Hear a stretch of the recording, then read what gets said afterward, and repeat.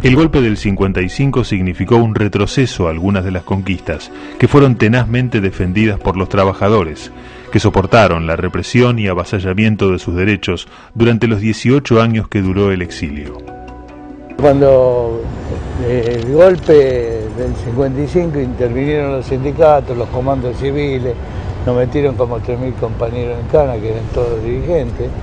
Bueno, y el gobierno llama a la elección para que después de la que gana Frondizi, el 18 de marzo del 58, abre la apertura para los sindicatos para también dar elecciones.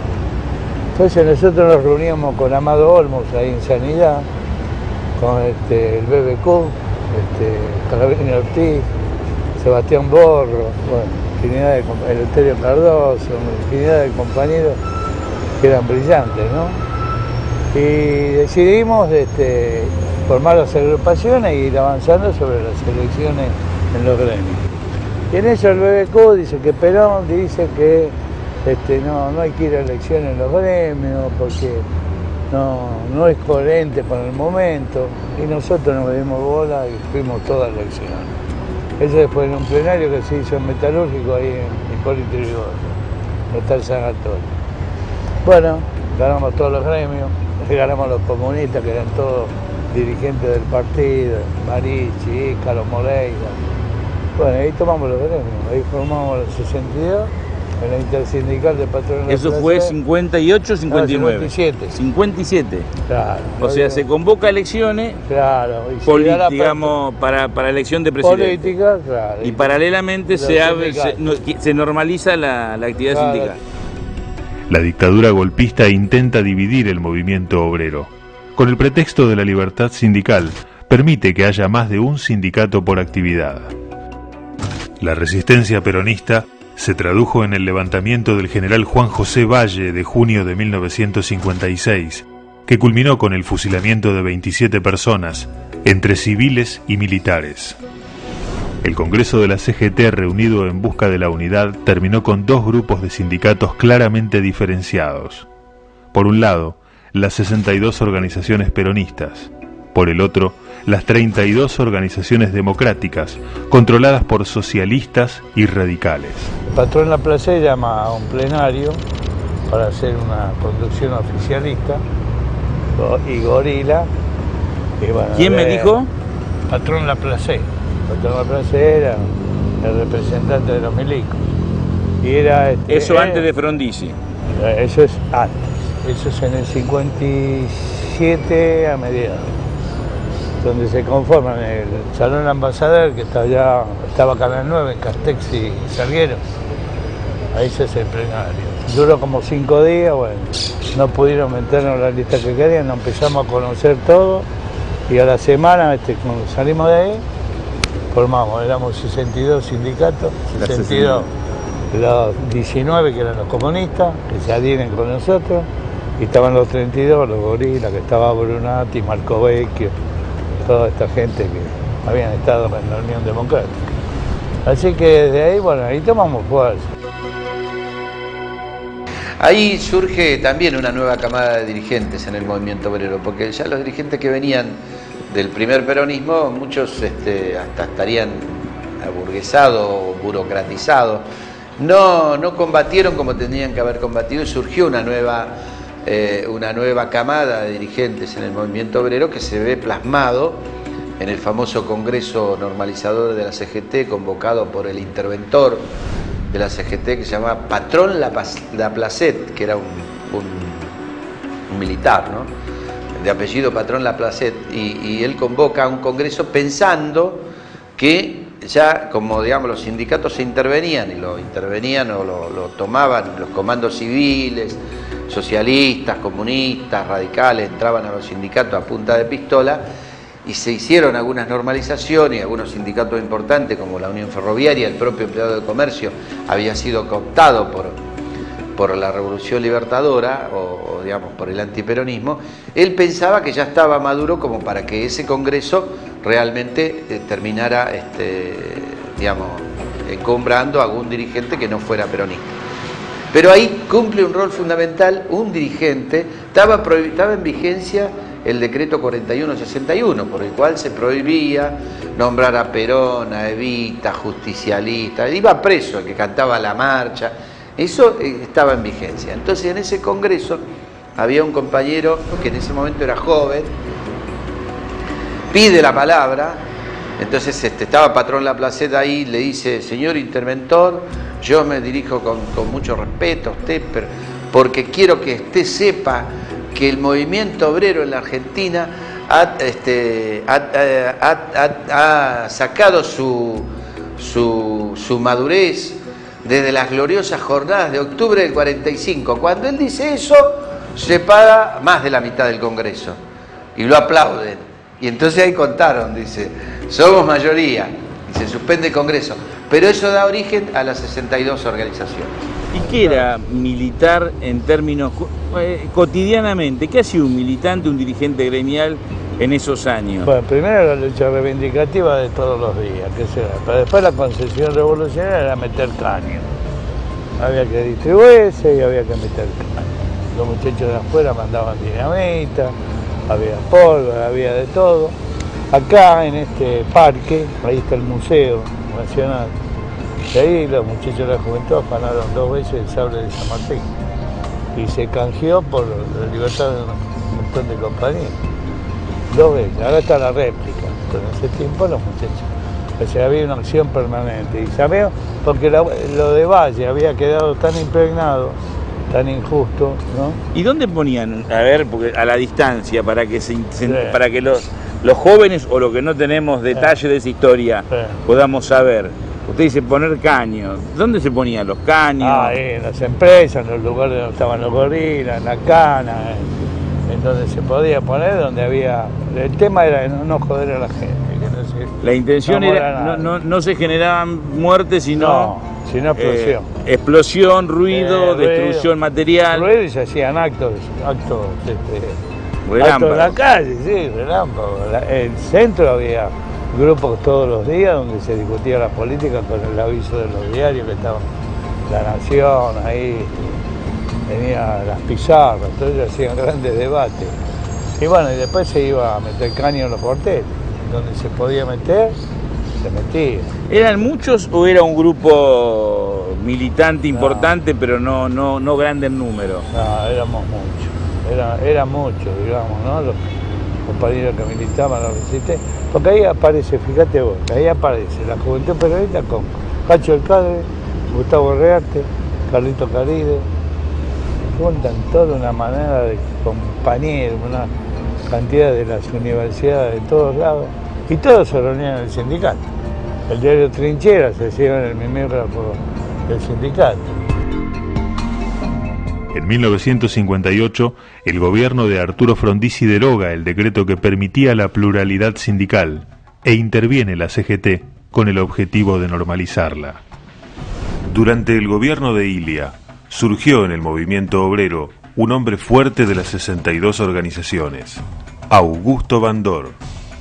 Con un gobierno constitucional, una CGT normalizada al mando de José Alonso y con el fortalecimiento económico de las organizaciones, comenzó un plan de lucha que no solo se basaba en reivindicaciones laborales, sino también en el retorno al país del líder político del peronismo. Pero el gobierno radical no estaba interesado en el regreso de Perón a la Argentina. Las diferencias internas derivaron en una nueva división. Por un lado, las CGT leales a Bandor, que proponían un peronismo sin Perón, y por el otro, la CGT de pie, que respondía a Alonso. Hubo una división ahí en las 62 organizaciones, que es un poco posterior, pero que, bueno, el bandorismo estaba en las 62 organizaciones ortodoxas y se crean las 62 organizaciones de pie junto a Perón, en donde estaba nuestro querido compañero Andrés Framini, ¿no? Fue secretario general de la CGT y un referente extraordinario para los trabajadores por su lealtad a Perón, al peronismo, a los trabajadores. En ese momento secretario general de la Asociación Obrera Textil y llegó a ser en el año 1962 gobernador electo de la provincia de Buenos Aires, que los militares no permitieron que asuma. A partir de 1966, con un nuevo golpe de Estado, esta vez a cargo de Juan Carlos Onganía, que contó con el apoyo de la oligarquía, comienza una nueva etapa de persecuciones y avances sobre las conquistas de los trabajadores. Augusto Bandor estuvo entre los invitados a la asunción militar golpista. En 1968, Raimundo Ongaro fundó la CGT de los argentinos. ¿Por qué la CGT de los argentinos? Y bueno, porque es consecuencia de toda esa lucha donde la resistencia toma cuerpo, hay que ampliarla, se gana el Congreso que se hace nota de la CGT, porque los muchachos bandoristas se van porque querían que los ferroviarios no voten porque estaban intervenidos. Entonces le ganamos por 27, 28 votos, y ellos se fueron al edificio del CGT y nosotros nos quedamos en Paseo Colón, en Gráfico, con Raimundo Ongaro. ¿Cuál es la diferencia, así que usted puede decir, entre lo que hoy se llama el bandorismo y lo que fue la CGT de los argentinos? Y la diferencia que, bueno, el bandorismo era una línea distinta a la nuestra, en el sentido de que tenía otra concepción del peronismo. Una de las cosas que decía Bandor es, dice, para estar con Perón hay que estar contra Perón. Él quería un peronismo sin Perón. Y nosotros no, porque ya los muchachos habían tenido una posición coherente, y donde viaja Jorge Di Pacola con Sebastián Borro y Juan Josellón, van como delegados de Perón, van a Cuba, van a ver a Perón varias veces, y van todos formando toda una concepción de lucha revolucionaria. ¿Por qué? Porque el sindicalismo, como siempre, como hoy, el sindicalista no tiene que hacer política, no tiene que hacer, todo el mundo puede hacer, pero bueno, la lucha reivindicativa. La lucha del secretario argentino, la lucha por la liberación, que es lo que estamos luchando, y por la integración latinoamericana. Y ahí aparece todo el mundo en la CGT. Lo que imaginan, aparece Rodolfo Gol, aparece Carpani, el mayor Alberti. Todos los gremios del interior se van adhiriendo porque vamos abriendo las regionales y estaban paradas. El Mendozazo, el Tucumanazo, el Rosariazo, con el negro, el negro Mario Aguirre, que murió hace 2 meses, estuvo acá en Dragado, estuvimos haciéndole un homenaje, y con todos ellos, Benito Román en Tucumán, Atilio Santillán, Armando Jaime en Salta, tenías dirigentes que iban adelante y la gente atrás. Y ahí se suma Tosco, se suman un montón de compañeros que no eran peronistas, pero se suman al proyecto. Y bueno, la lucha nuestra estaba ahí. Hasta que el día que lo matan a Bandor, nosotros habíamos alargado un paro para el día siguiente, y mientras estábamos preparando el paro, vinieron los camiones, nos llevaron en cana y nos intervinieron. Sacábamos un diario nosotros que tenía un tiraje de la zapota con Rodolfo Gol. Y bueno, y iba sanitarismo, había la gente, estaba rápida. Y se hicieron, como decir, nos mataron muchos compañeros, porque nunca se habla de lo que mataron antes, ¿no? De Hilda Guerrero en Tucumán, cuando hicimos la marcha, la pobre Hilda, pegaron un tiro ahí en el medio de la calle, y montones de compañeros en todos los lugares. En Rosario nos mataron 3 compañeros en 1 hora. Y después, bueno, después de los caños que recibieron, era un montón, ¿viste? Hasta que le hicimos mierda a todo el comando militar. Y bueno, y desde ahí había una concepción de lucha, fondo, la liberación. ¿Eso qué año estamos hablando? Estamos hablando de 67, 68 y 69. Y la vuelta de Perón, que era desde la resistencia, era la consigna. Perón vuelve. Los dirigentes colaboracionistas no querían luchar, no se planteaban luchar, se planteaban de alguna manera acordar con el régimen, con el sistema, algunas cosas, y por ejemplo la ley de obras sociales es resultado de esta pelea, porque es una manera que Onganía intenta, con la ley de obras sociales, desviar el objetivo fundamental de las organizaciones sindicales para que nos dediquemos a las obras sociales. Que está bien, el sistema de obras sociales me parece bárbaro, pero la idea de Onganía era otra, era desnaturalizar el sindicalismo, que en ese momento tenía un fuerte contenido político, porque el sindicalismo, los sindicatos y los trabajadores luchábamos por la vuelta de Perón. Al año siguiente se produjo el Cordobazo, con un saldo trágico de obreros muertos y heridos y sus más importantes dirigentes detenidos. Cabe destacar a Agustín Tosco, de Luz y Fuerza, René Salamanca, dirigente de Esmata, Atilio López, de UTA, y Elpidio Torres, de Esmata, que aportó organización estratégica para enfrentar la represión. De todos modos, esa sería una victoria que le costaría muy caro al gobierno de facto. El periodo posterior estará marcado por la alta conflictividad social, las huelgas generales y asesinatos de dirigentes gremiales que precipitaron la caída de Onganía y su reemplazo, primero por Marcelo Levington y después por Alejandro Lanusse, quien tuvo que acceder a elecciones en las que pudiera participar el peronismo, aunque sin Perón. El contexto era de una gran participación, empezábamos a ver a través de programas radiales, a tomar conciencia de lo que significaba la organización sindical. Me acuerdo que muchos de nosotros empezamos a promover la terminalidad primaria en el trabajo agrario como parte de nuestro plan de lucha, porque lo que hoy aparece como sorprendente del nivel de explotación y de marginación de nuestro sector, de nuestra actividad, viene de lejos y viene de aquellos tiempos. Nosotros en ese momento empezábamos a promover que para poder leer un recibo de sueldo, teníamos que tener mínimamente alguna noción, algún conocimiento. Había muchos presos políticos, había una gran persecución también, la represión de los diferentes gobiernos militares que paso a paso iban fracasando, iban intentando diferentes formas de dominio y de explotación, de manera que era una conciencia colectiva de resistencia y de organización. Pasar a la política era pasar con el peronismo. Sí, y que venga Perón era una forma simple y muy profunda a la vez, porque nosotros entendíamos que todo eso que no teníamos, lo teníamos con Perón. Entonces que venga Perón era que íbamos a tener lo que no teníamos. Aparte porque los viejos nuestros habían tenido lo que habían tenido porque estuvo Perón. Y nuestra forma de participación masiva y simple de comprometernos era eso. Lo que no tenemos lo conseguimos con Perón. O sea, luchar en la Liga Agraria y otros compañeros, como en Tucumán, con el tema de la fotia, o con el tema del tabaco, era hacer el peronismo, digamos, era recuperar el salario a través del peronismo. Y en ese sentido, la misma lucha sectorial era una lucha nacional y era una lucha política, porque la englobaba Perón, ¿no? En 1972, con el regreso de Perón al país, acompañado por la mayoría del pueblo argentino, en especial la juventud, el movimiento obrero vivió la ilusión de reeditar las viejas conquistas.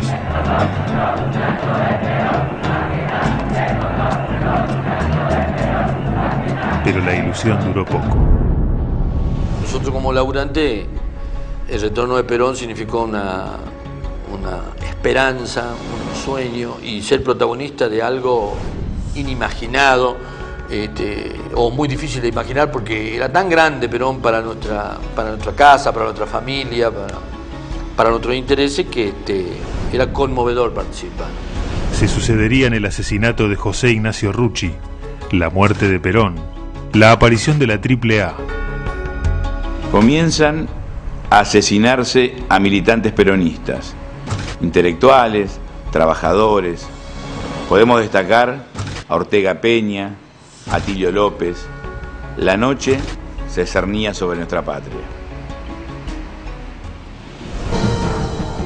Fueron los trabajadores quienes salieron a la calle. Ellos se enfrentaron al ajuste neoliberal de Rodrigo, lo que se recuerda popularmente como el Rodrigazo. Esa movilización fue el medio que determinó la ida de López Rega, casi huyendo del escenario nacional. Hay dos cuestiones, una cuestión interna y una cuestión externa, ¿no? Que tiene que ver con la política de los Estados Unidos de implementar, digamos, un modelo de acuerdo a sus intereses, de acuerdo a sus objetivos. Para eso no es necesario los golpes de Estado que se dieron a partir de la década del 60 en toda Latinoamérica. La única manera que tenía de poder implementar, digamos, las políticas neoliberales era a través de los golpes de Estado. Ese era el marco internacional en el que se daba. ¿Cuál era el objetivo de eso? Transferir recursos de los países de Latinoamérica para financiar, digamos, la revolución tecnológica. Nosotros fuimos a través de la deuda externa lo que generamos, digamos, y permitimos, digamos, ese salto tecnológico. Y en lo interno, evidentemente que a partir de la muerte del general Perón, se generó dentro del movimiento, o se profundizaron diferencias dentro del movimiento nacional, y que eso debilitó el proceso. Ya se había decidido en Washington, a través de la doctrina de seguridad nacional, que América Latina tenía que caer bajo dictaduras. Perú, Bolivia, Chile, ya había caído Brasil. El sistema institucional uruguayo estaba de rodillas, faltaba Argentina. Pero tenemos que reconocer que el enfrentamiento entre distintos sectores del movimiento nacional, principalmente del peronismo, no sé si facilitó, pero objetivamente nos dividió ante ese desafío que era construir unidad para enfrentar el golpe, que no era un golpe más, era un golpe que venía por el Estado, por el aparato productivo. Por eso tanta hazaña en la AAA, por eso tanta muerte, por eso 30.000 desaparecidos. Pero también los enfrentamientos entre las distintas organizaciones, donde cayeron sindicalistas, compañeros militantes de la izquierda peronista, fue un error. Hay que hacerse cargo. Para reconstruir, para hermanarnos y para siempre estar juntos, porque el enemigo no está adentro. El enemigo sigue siendo el mismo. Ayer era la oligarquía nativa y el imperialismo. Hoy son los grupos económicos y la globalización. Y lo que está en juego es lo de siempre: plata y poder.